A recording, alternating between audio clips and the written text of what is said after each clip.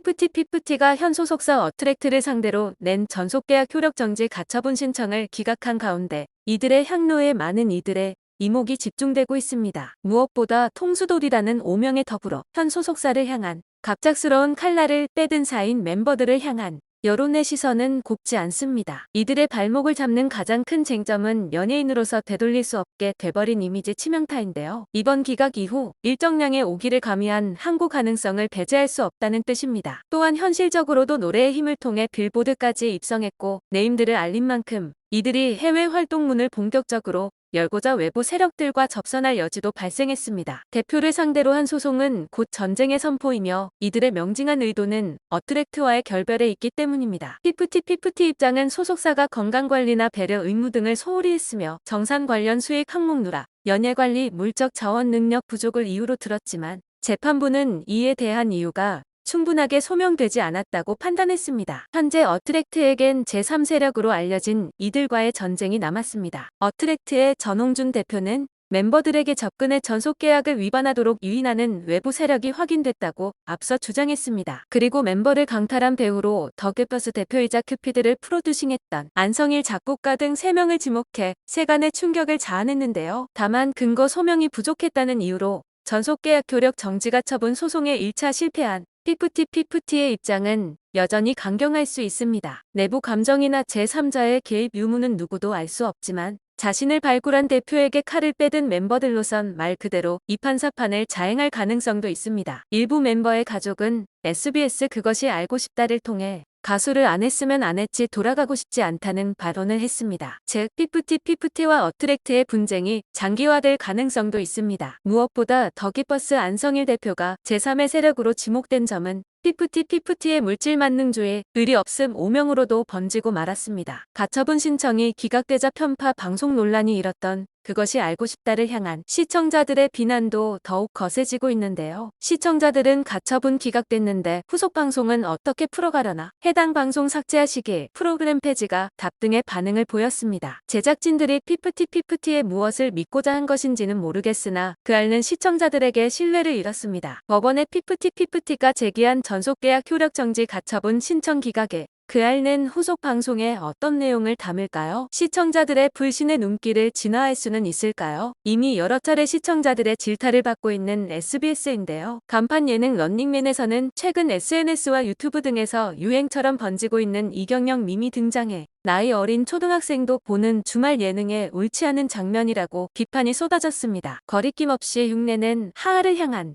비판은 물론 최종적으로 이를 편집하지 않고 그대로 내보낸 제작진과 오히려 재밌는 자막까지 추가한 런닝맨의 가벼운 책임의식에도 비난이 더해졌습니다. 며칠 뒤에는 SBS 직원이 레드벨벳 조이에게 고함과 반말을 내뱉어 공분을 샀습니다. 그알 피프티 편 사태의 후폭풍이 계속해서 이어지는 가운데 SBS의 온라인 채널인 스브스뉴스가 한 유튜버의 영상을 무단으로 사용하고 원작자의 항해 댓글까지 차단해 논란이 또 한 차례 불거졌습니다. 예능을 비롯해 시사교양까지 논란을 계속해서 더하면서 지상파 방송국의 가장 중요한 신뢰도마저 타격을 받으며 SBS를 향한 비판이 끝없이 이어지고 있습니다. 한편 피프티 멤버들의 법률 대리를 맡은 변호사는 가처분 신청이 기각 결정되고 다음 날 멤버들과 협의 후 결정할 것이라며 조만간 확정해서 알려드리겠다라고 입장을 밝혔습니다. 반면 어트랙트 전홍준 대표는 피프티가 제기한 전속계약 효력 정지 가처분 신청이 기각된 것과 관련해 2달 동안 하루하루가 고통스러웠다. 기각 판정이 난 걸 보니까 그래도 억울함을 받아들여졌구나 싶다라고 심경을 밝혔습니다. 인터뷰에서 전홍준 대표는 법리적인 해석이니 정말 혹시나 했는데 이렇게 모두 기각이 나와 눈물이 날 정도다. 2달이 조금 지났는데 하루하루가 너무 고통스러웠다. 그래도 기각 판정이 나니까 억울함을 받아들여졌구나 싶다라며 차분하게 말했습니다. 또 자신을 응원해준 이들에게도 전 대표는 고마움을 전했는데요. 그는 많은 대중이 저를 회사를 응원해주셔서 눈물나게 감사하고 나도 잘되면 억울한 일을 당한 사람들한테 조금이나마 모래알처럼 응원을 해드려야겠다는 생각이 든다라고 말했습니다. 전 대표는 여전히 멤버들과 어트랙트의 관계가 회복되길 바라는 마음을 드러내며 분노의 화살은 템퍼링 세력에게 돌렸습니다. 그는 법무법인 서정, 광장 변호사와 상의를 해서 로드맵을 짤 것이라며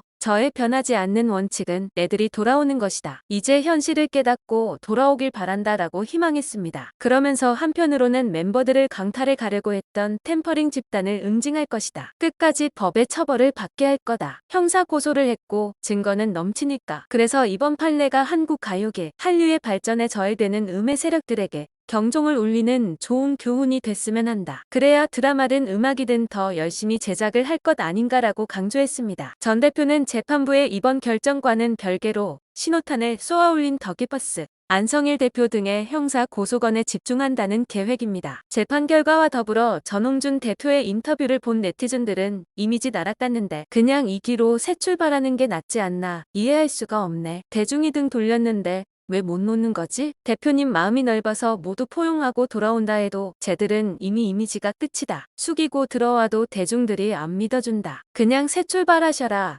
빌보드 차트 올랐다고 하니까 자기들이 BTS쯤 되는 줄 알고 착각하고 바로 배신하려고 한 애들인데 왜 자꾸 다시 받아주려고 그러냐라며 멤버들을 포기하라는 의견이 있는가 하면 피프티 버리면 멤버들한테만 좋은 거다. 애초에 멤버들은 회사 탈출이 목적인데 벌어주면 감사한 거다. 전홍준 대표는 싫든 아니든 멤버들 품고 그 멤버들로 뭐라도 하려고 하는 거다. 대표가 팀을 유지하는 노력을 해야 나중에 본안 소송에서도 유리하고 손해배상이나 위약벌 소송에서도 유리하다. 돌아오라고 호소하고 활동에 대한 노력을 하지 않으면 손승연 때처럼 전홍준 대표가 멤버들이 차후에 제기할 수 있는 소송에서 질 수 있다. 대표가 혼자서 저러는 게 아니고 모두 변호사와 상의하고서 전후 사정을 봐가면 벌이는 일이다. 너무 걱정 안 해도 될 것 같다. 대표가 이렇게 노력했는데도 불구하고 멤버들이 태업하면 대표 입장에서는 손배소송에서 더 유리해진다. 멤버들 손배소송도 지면 파산 신청도 할 수 없으니까 평생 돈 갚아야 할 거다. 지금은 그냥 전 대표를 믿고 응원하고 지지해주는 게 더 큰 힘이 된다등 예리한 추리도 이어지고 있습니다. 확실히 멤버들이 각고의 항소 끝에 수년 후 자신들의 뜻대로 단독 활동을 벌인다 해도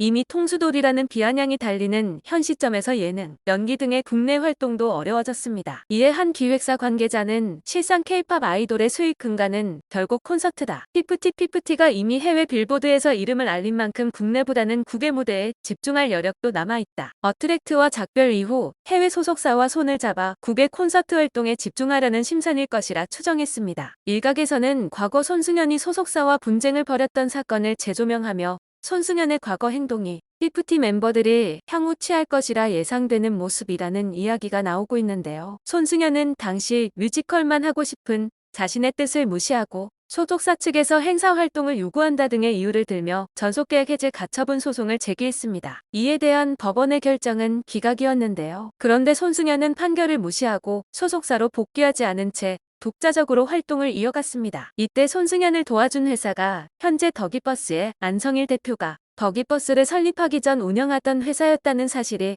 얼마 전 재조명되었었죠. 그러면서 당시 손승연은 소속사를 향해 정산을 해달라고 지속적으로 요청했습니다. 이에 소속사는 일단 복귀를 해야 믿고 정산을 해줄 수 있다는 답변을 했고 계속해서 독자 행동을 할 경우 앞으로 발생하는 정산금은 이후 위약금으로 충당해야 할 수도 있다고 고지하며 정산을 홀딩했습니다. 그러나 손승연은 계속해서 대화를 거부했고 소속사는 손승연의 손해배상 소송을 제기하는데 이릅니다. 그러자 손승연은 연예활동방해 금지 가처분 소송을 제기했고 이에 대해서는 재판부가 가처분 신청을 인용했습니다. 결국 장기화된 소송전에 지치고 회사 또한 부도나기 직전이었던 소속사 사장은 소송을 포기하며 손승연에게 정산을 해주지 않는 대신 위약금이나 손해배상금 등 나머지에 대해서 어떤 청구도 하지 않는 것으로 소송은 종료됩니다. 그런데 시간이 지나 손승연은 이 소송건에 대해 서로 간 합의하에 잘 끝난 문제라고 이야기하고 있고 전 소속사 측은 억울하다고 항변한 것입니다. 그리고 피프티 멤버 측 변호사는 가처분 신청 기각 결과가 나오기에 앞서 이런 말을 남겼습니다. 만약 가처분 신청이 기각되면 물론 항고도 하겠지만 기각으로 인해 전속 계약이 존속됐음에도 활동을 강제할 수 있는 건 아니다. 다만 활동 거부에 대한 책임을 지는 것이 될 거고 아마 손해배상으로 책임을 지는 것이 될 수 있는 것이다. 이에 손승연 소송건과 대조해보며 지금까지 멤버 측이 보여준 입장을 정리해보았을 때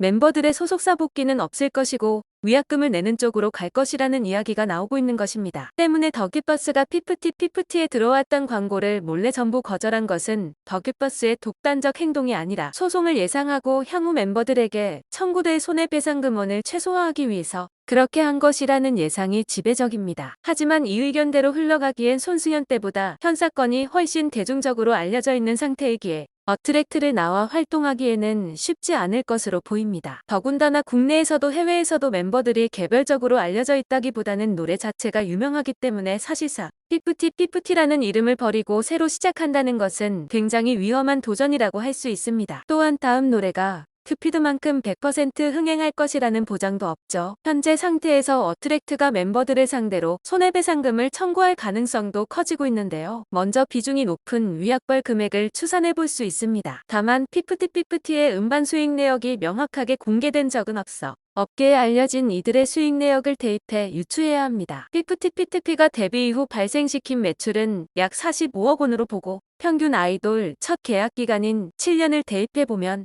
어트랙트가 피프티 멤버들에게 청구할 수 있는 손해배상 금액은 무려 236억 원이 됩니다. 피프티 매출액을 100억 원으로 잡을 경우 최대 511억 원까지 높아질 수 있죠. 여기에 그치지 않습니다. 위약벌 외 어트랙트가 피프티의 규칙 사유로 실제 손해가 발생한 금액 또한 청구할 수 있습니다. 여기에는 어트랙트의 직접 투자 비용, 간접 투자 비용뿐 아니라 피프티가 광고를 거절해 발생한 손해, 해외 마케팅 중단에 따른 직접 영업 손실 비용 또한 포함될 여지가 있습니다. 어트랙트가 피프티를 데뷔시키기 위해 투자한 금액은 약 80억 원으로 알려져 있는데요. 전홍준 대표가 이를 위해 자신의 수입차와 시계를 판 금액에 노모가 모은 9천만 원. 또한 피프티 숙소 월세와 트레이닝 등의 비용에 사용한 것으로 전해졌습니다. 실제 손해 금액의 위약벌에 대한 금액까지 합하면 어트랙트는 피프티 멤버를 상대로 최대 수백억 원에 달하는 손해배상금을 청구할 수 있다는 것입니다. 이렇게 된다면 엔터계에서도 기념비적인 전례로 남을 가능성이 매우 높아 보인다고 업계 관계자들은 이야기하고 있습니다. 이번 피프티 사태는 무엇보다 이전도 유망한 아이돌에게 손을 뻗친 제3세력 비화가 도는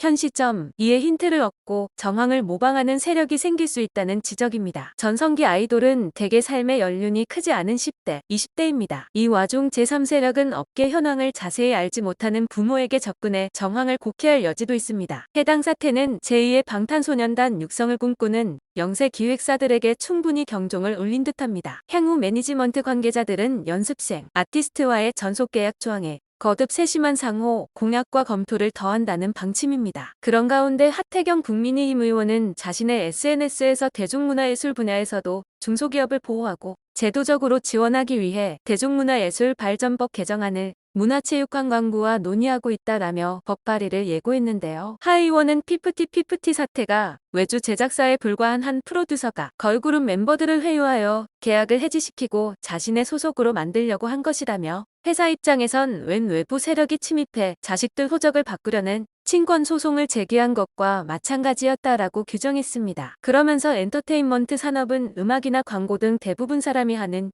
여러 행위가 제품이 되기 때문에 제도의 사각지대에 놓여 있다라고 지적했습니다. 그는 중소기획사가 안전하게 사업을 영위할 수 있도록 정부 차원의 보호와 지원 내용을 강화하고 이를 통해 K-팝의 질적 성장을 도모하고자 한다라며 법안이 만들어지는 대로 상세한 내용을 밝히겠다고 했습니다. 더 이상 피프티 사태는 단순히 연예계만의 문제가 아닙니다. 이제는 멤버들도 확실한 결정을 내려야 할 때인데요. 가수를 안 했으면 안 했지 다시 돌아가고 싶지 않다라는 이들의 생각은 바뀌지 않을지 아니면 또 어떤 새로운 결정을 보여줄지 계속해서 지켜보겠습니다.